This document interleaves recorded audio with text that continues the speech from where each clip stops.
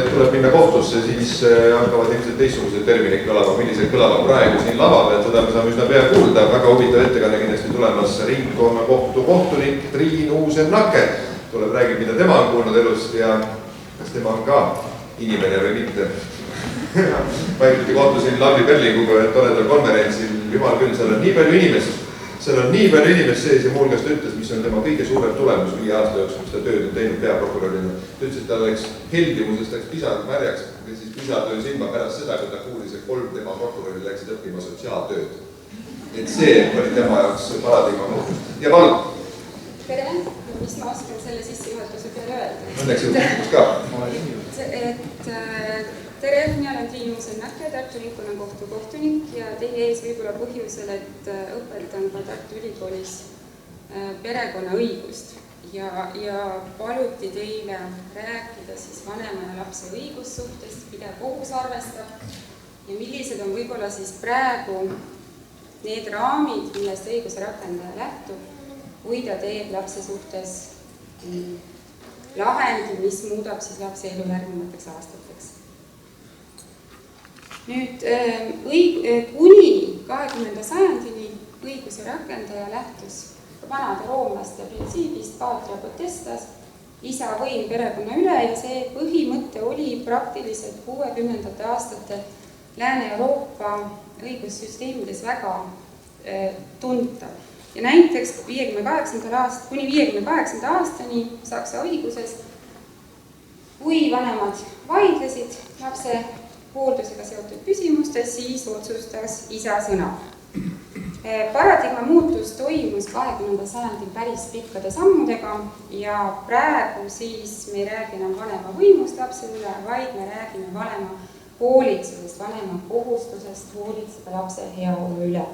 Ja juriste on meil siin, tutvustasite mitmeid, ehk siis juristid väga hästi ka teavad, tavaline deliktiõigus, vastutusõigus, esikohal vanema hoolsuskohustus, mida väiksem on laps, kui väike laps purustab aknaklaasi, lõhub ära naabri kasvuhoone või kui seda teeb 15-aastane, vanemate vastutus on erinev ja see just otseselt tulenebki sellest, mida ka eelkõneleja rääkis, ehk siis, et see side vanema ja lapse vahel ka õiguslikult peaks aja jooksul muutuma siis lõdvemaks.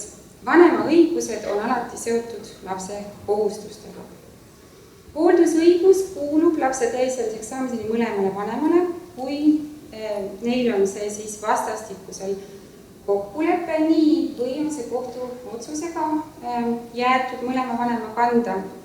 Ja see ei ole sugugi enesestmõistetav, et Eesti perekonnaseaduses praegu siis hooldusõigus kuulub mõlemale vanemale sõltumata sellest, kas vanemad on abielus või mitte.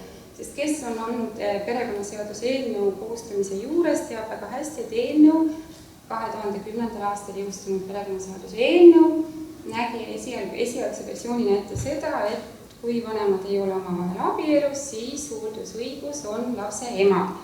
Aga siis ühiskonnas päris tugeva vastuseisu tõttu muutis seadusandja oma nägemust ja hooldusõigus on mõlemal vanemal. Millal saab üksinda vanem esindada last?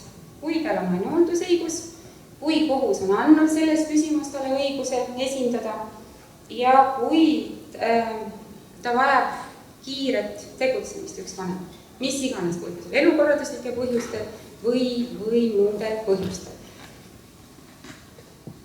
Teemaks täna on ju vanema hooldusõiguse teostamine nii, et seda teostavad vanemad võrdsetes osades. Ja konkureeriv mõiste hooldusõigusele perekonnaseaduses suhtlusõigus täiesti iseseisev hooldusõiguse teostamisest ja jäägu siinkohal siis õiguse rakendaja ja Riigikohtu siis lõplikus otsustajaks, kas jagatud vanemlus on hooldusõiguse küsimus või suhtlusõiguse küsimus. Lühidalt perekonnaseadus reguleerib suhtlusõigust iseseisva õigusinstituudina. Mõlemal vanemal on isiklik loovutamatu õigus suhelda oma lapsega. Mõlemal vanemal on kohustus perekonnaseaduse järgi suhelda oma lapsega ja üha rohkem kõlab meedias hääli õiguse rakendajale. No miks kohus ei kohusta ei näe ette, et kui isa ei taha suhelda lapsega, miks kohus ei tee selgeks, et vanem või ema ei taha suhelda, vanem peab oma lapsega suhtlema.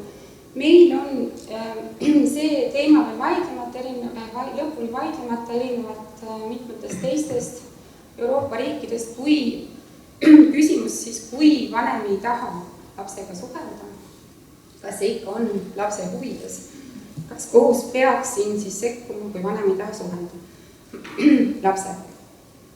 Vanemad ideaalses olukorras peaksid jõudma kokkuleppele selles, kuidas lahkumineku järel vanemad lapsega suhtlevad. Kohus lapsega seotud menetlustes peaks jõudma kokkuleppele. Aga kui tuleb õiguse rakendaja jõuab õiguse rakendajani kokkulepe, et vanemad on üksmeelel selles, et tema enam lapsega ei suhtle või isa enam lapsega ei suhtle. Mida siis õiguse rakendaja peaks tegema? Kas ta peaks ka sellise kokkuleppe, mis tegelikult peaks olema ülimuslik, lapse huvides, konfliktsed vanemad, kuulsime veelgi, on lapse huve kõige rohkem kahjustavad. Kui vanemad lepivad sellises lapsega mittesuhtlemises ühe vanema poolt kokku, põhimõtteliselt peaks ju kohus iga kord kontrollima, kas kokkulepe vastab lapse huvidele ja kui üks vanem loobub lapsega suhtlemisest vastastikusel kokkuleppel, siis tuleb kohtul igal juhul sellise käitumise põhjust kontrollida. Nüüd, Riigikohus on seadnud õiguse rakendajatele esimestes alamates instantsides päris andnud selged juhised, millest tuleks lähtuda lapse viibimiskoha määramisel siis, kui vanemad enam koos ei ela. Materiaalõiguslikke aluseid on Riigikohtu nägemisel hetkel 2. Kas taotleda lapse viibimiskoha määramist endale otsustusõigus või nõuda viibimiskoha määramise osas ühise hooldusõiguse lõpetamist ja saada endale selles ainuhooldusõigust. Riigikohus ei ole senini öelnud, et seda saaks, et siis näiteks võrdset kohtumist lapsega saaks reguleerida ainult suhtlusõiguse regulatsiooni kaudu. Ja mida siis, millised on õiguskirjanduses siis variandid, mida kohus võiks kaaluda poolte kooselu lõppedes lapse võimaliku elukorraldusena. Järgnevad pildid on ka lapse tehtud. Püsiva elukoha mudel, klassikaline mudel, siiamaani olnud Eesti õiguse rakendaja poolt. Lapsel on üks elukoht ja laps külastab teist vanemat kas nädalavahetuseti või reeglipäraselt nädala sees. Vaieldamatult senini olnud eelistatud mudel. Vahetusmudel, see on siis see, millest täna me räägime. Tähendab lapse võrdset viibimist või peaaegu võrdset viibimist mõlema vanema juures. Jällegi õiguse rakendajale suhteliselt uus Eestis võimalus reguleerida lapse vanema suhte. Ja pesamudel, mida ka üha rohkem on jõudnud ka siis meil kohtumenetlusse, lapse elukoht püsib ja vanemad vahetavad elukohta, ehk siis laps säilitab oma senise elukoha ja vanemad tulevad perioodilist kokkulepitud ajavahemike järel ja jälgivad siis lapse igapäevaelu toimimist. Vahetusmudel õiguskirjanduses on käsitletud niina. Eelduslikult peaks jääma mõlemale vanemale hooldusõigus, ehk siis mõlemad vanemad säilitavad lapse esindamise õiguse tervishoiu küsimustes, kooli, hobide, külastuskäikude suhtes ja see peaks tähendama seda, et üks vanem informeerib siis teist sellest, kui lapsega midagi juhtub, tema tervisega midagi juhtub, kui lapsel tuleb koolis ette ootamatusi mõlemal vanemal säilib hooldusõigus, mõlemad vanemad võivad võtta vastu otsuseid lapse suhtes. Puudub üks hooldusõigust teostav vanem, mis oli selles püsivas elukorralduse mudelis, ja teine vanem siis teostab suhtlusõigust.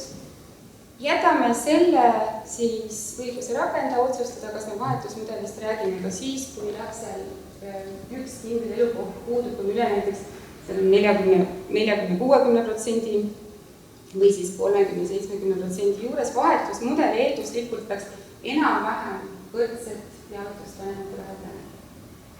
Mõlemad vanemad vahetavad siis lapse hoidmist perioodilist ajavahemik. Eelkõneleja rääkis siis Rootsis tavapärasest nädal, aga see võib olla ka päevade kaupa, võib olla ka isegi elukorralduslikel põhjustel kuude järel.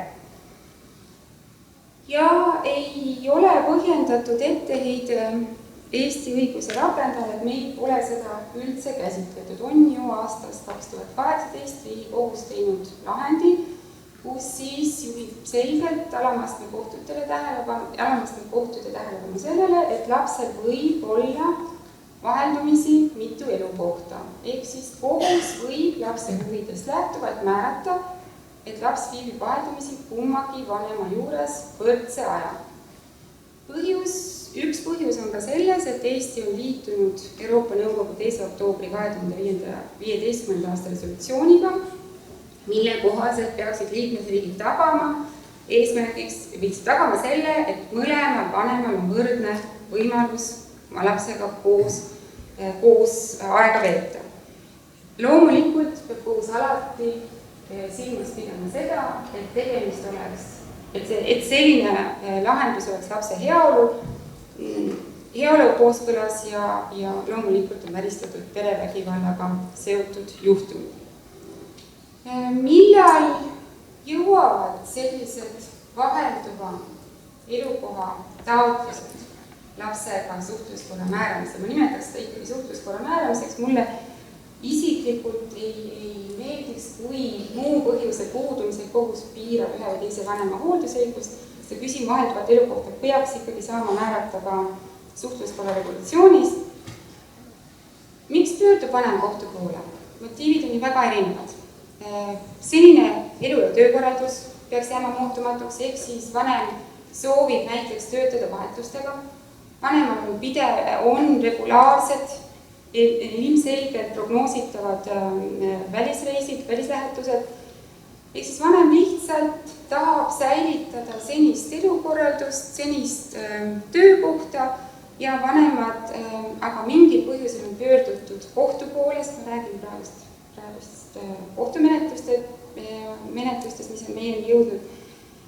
Ikkagi kokkuleppele ei ole jõutud omavahel, aga valmisolek vahetusmudeli kohaldamiseks on olemas. Teine põhjus vanem soovib osaleda võimalikult palju lapse igapäevaelus. Vanem soovib jagada argipäeva, vanem soovib samas ka veeta lapsega koolivaheajad. Vanem soovib lapsega reisida, aga soovib saada ka osa sellest igapäeva toimetamisest. Ja paraku on, kui juba vaidlus jõuab kohtusse, on ka pöördutud kohtu poole, on ilmselgelt tuleneb asjadest, üks vanem ei soovi maksta lapse ülalpidamiseks nii suurt summa, kui võib-olla tal oleks siis kohustus maksta lapse teistsuguse elukorralduse tõttu. Ja vanem pöördub kohtu poole, me saame võrdselt ajast hakkama ja võib-olla ei ole see pöördumine kohtu poole siis kantud mitte niivõrd motiivist osaleda lapse elukorralduses, kuivõrd siis soovida vähem maksta elatist. Õiguskirjanduses on ka toodud välja, et tegemist on suurlinna mudeliga. Ehk siis, et me ei saa seda kohaldada juhul, kui üks elab Tallinnas, teine Haapsalus. Kui on maakohas elamised üksteisest niivõrd kaugel.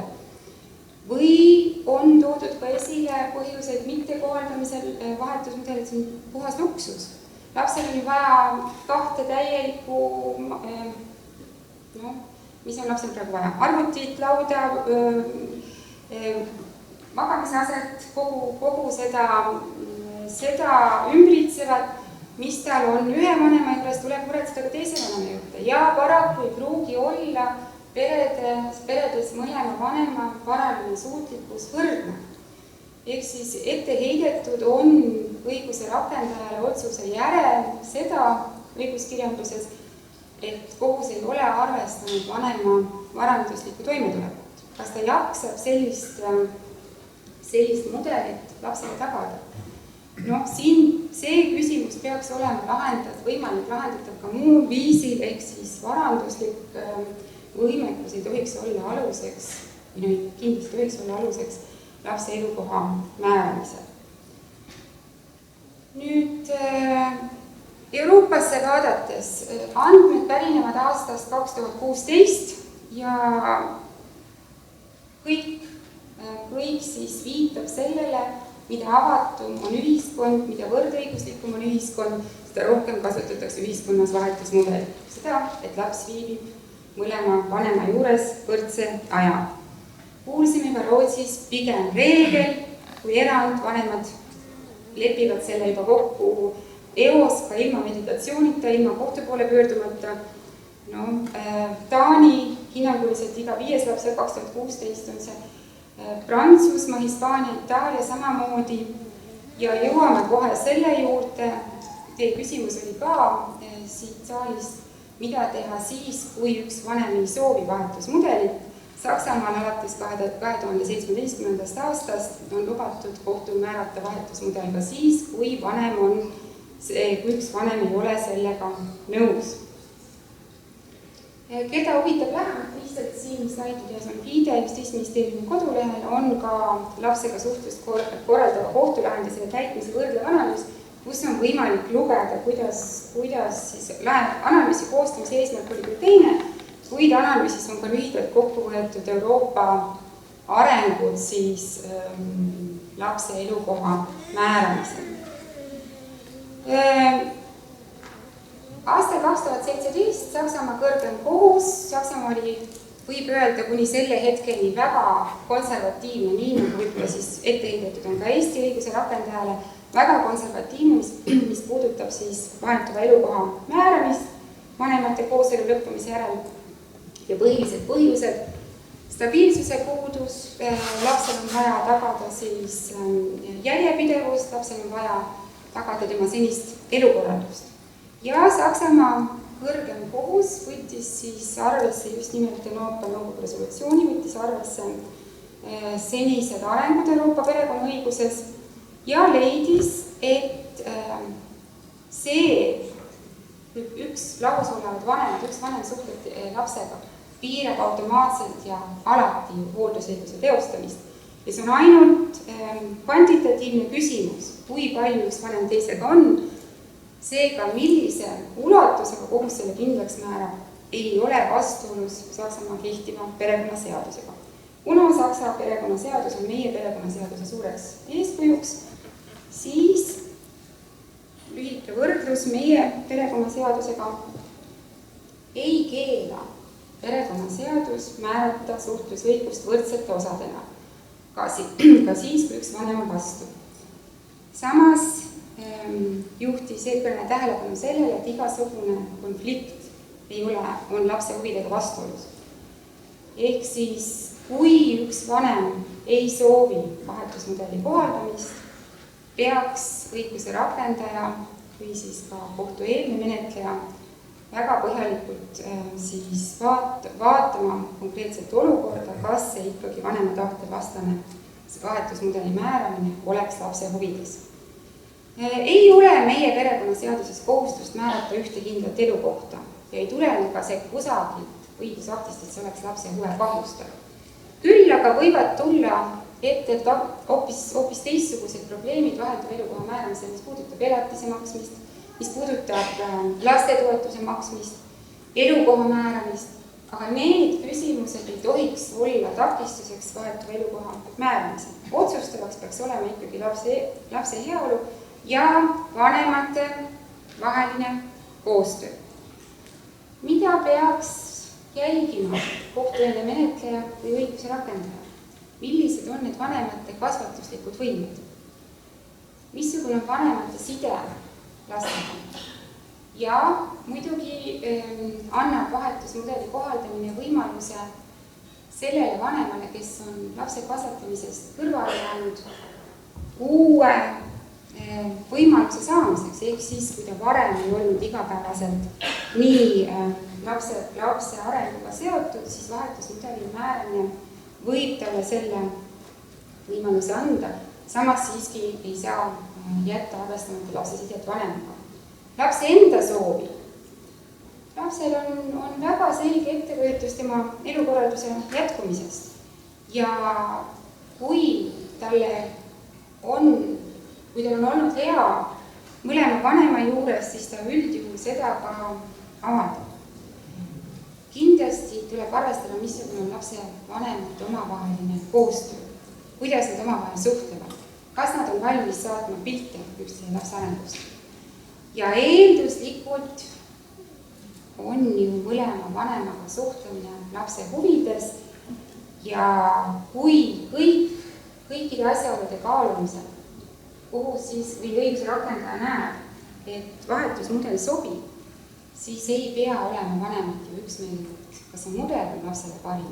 Kui vanemad teevad koostööd, kui laps soovib olla mõlema vanemaga, või see on võimalik lapse elukorralduse, lasteasutuse, kooli tõttu, siis võib kohus selle ju määrata ka vastu ühe vanema tahet. Ehk siis, kui on näha, et vanemate vaheline koostöö toimib ja ainus koht, kus vanemad ei ole üksmeelel, on see vahetusmudel, siis võiks ju määrata vahetusmudeliga ka vastu vanema tahet. Reaalsuskonflikti ei pruugiks sellises olukorras karta. Nüüd üks kaasus just kohtumenetlusest. Kohus on määranud, esimesestme kohus on määranud lapsele vahelduva elukoha. Laps soovib ise olla mõlema vanema juures, üks vanem on Võrus, teine on Pärnus, aga lasteasutuste töötajad ja lastepsühholoogid on seisukohal, et see sõit, igapäevane sõit 40 kilomeetrit, on last väga kurnanud, kaasa arvatud ka see, et lapsel ikkagi on tekkinud õpiraskused, on tekkinud raskused sõpradega suhtlemisel.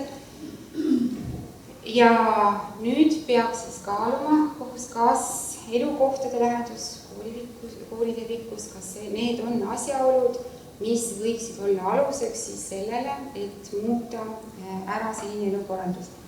Ja siis lühidalt etteruttavalt on olnud Justiitsministeeriumis ka kaalumisel muuta kehtivat perekonnaseadust vastavalt Euroopa Nõukogu resolutsioonile ja tuua perekonnaseaduse sisse ka siis otsene võimalus kohtul määrata vahetuv elukoht, arvestades siis lapse vanust, lapse arvamust, sellist sidet vanematega, võimalust koostööd teha, elukohta vahelist kaugust ja eeskujuks on Euroopa perekonnaõiguse ühtlustamise komisjoni ettepanek, missugune võiks siis olla vahelduvalt elukoha mudelit reguleeriv säte perekonnaseaduses.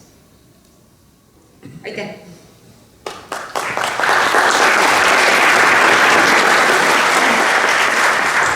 Ma ei kadesta seda tööd, mis teil teha tuleb, te peate olema tohutud eksperdid.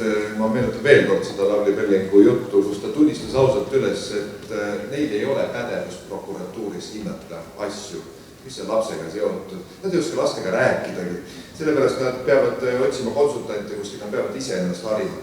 Aga teil on asi selge, hindate lapse seotust vanemaga, kasvatuslike meetodite tõhusust ja nii edasi. Kust te võtate selle tarkuse? Ükski õiguse rakendaja, ükskõik kui hea haridus tal on, kas meditsiiniline haridus võib ju olla ka õppinud enne meditsiini, õppinud psühholoogiat, kõik võib ju olla. Ei tohi olla kunagi nii kindel ilma asjatundjad kaasamata, ehk siis kohtul on alati võimalus kaasata eksperti menetlusse.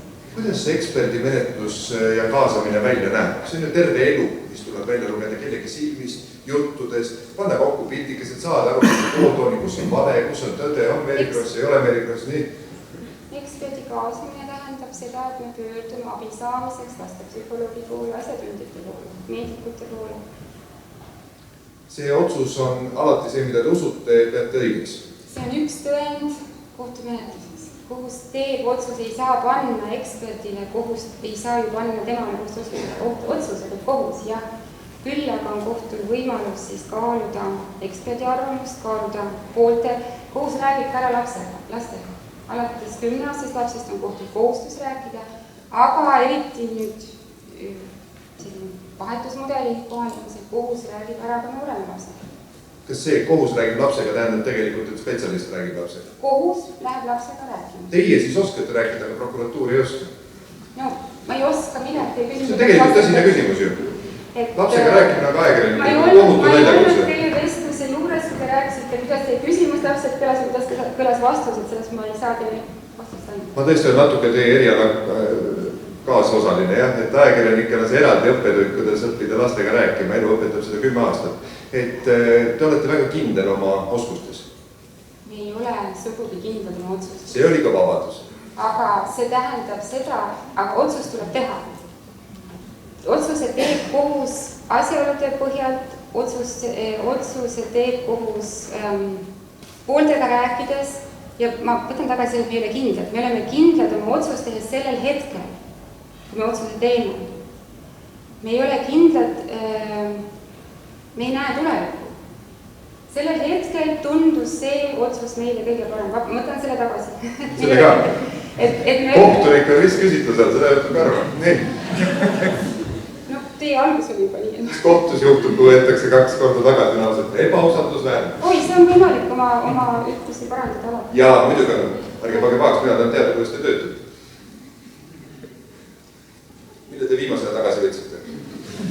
Just praegu selle, et me oleme kindlad oma otsust tehes, aga me ei ole kindlad, mis hakkab juhtuma tulevikus. Ehk siis, kui on üks eriarvamus on Riigikohtu lahendile, et elu on heitlik ja ettearvamatu. Ehk siis me ei tea seda, mis võib juhtuda pärast otsuse tegemist. Kas see on niimoodi, et ringkonnakohus saab seda endale veel lubada, aga Riigikohus enam ei saa? Kuidas saab ringkonnakohus seda lubada?